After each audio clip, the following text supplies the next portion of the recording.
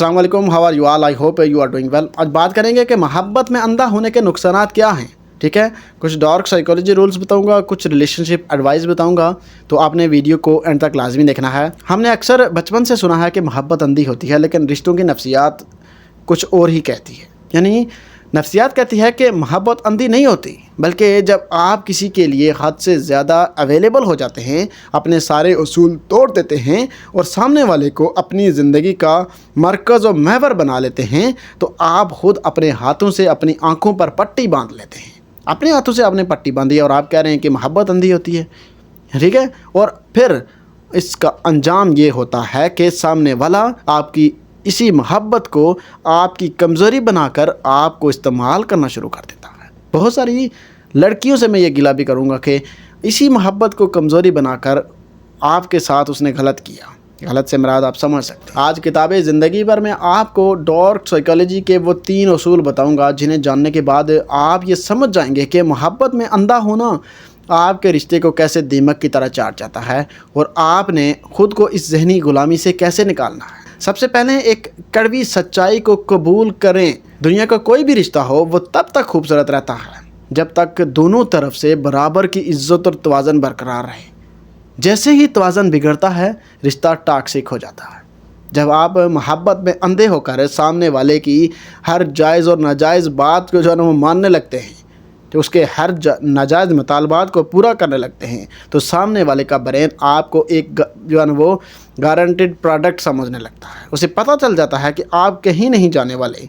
ठीक है ना, यहीं से रिश्तों में इग्नोरेंस और बेकदरी का आगाज़ होता है। सबसे पहला रूल जो है वो the law of scarcity. Economics का एक असूल है जो इंसानी रिश्तों पर भी बिल्कुल फिट बैठता है।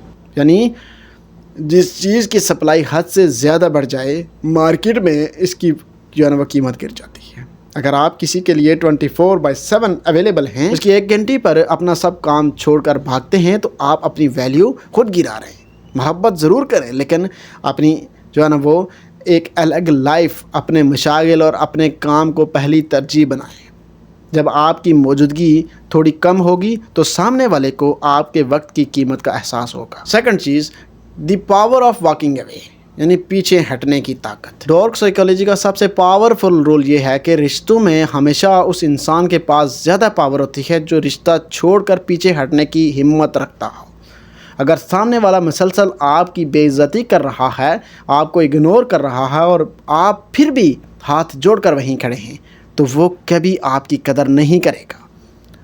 वो आपको लात मार कर निकाल रहा है ना, तो आप फिर भी हाथ जोड़कर खड़े हैं, सिंपल सी बात ये, तो आपकी कदर कभी नहीं करेगा। उसे ये खौफ होना चाहिए कि अगर उसने हद पार की तो आप उसे छोड़ सकते हैं, छोड़कर जा सकते हैं। अपनी लाइफ में इतने मजबूत बने कि जहाँ इज़्ज़त नफ्स ना हो वहाँ से खामोशी से वॉक आउट कर जाएं। और थर्ड चीज़ याद रखिएगा, डोंट शो योर एम्प्टीनेस, खालीपन मत दिखाया करें।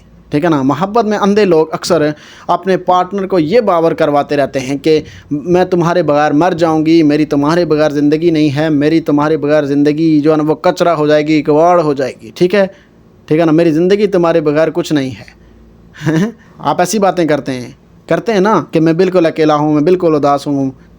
ठीक है ना, आपके अलावा मेरा कोई सहारा नहीं है।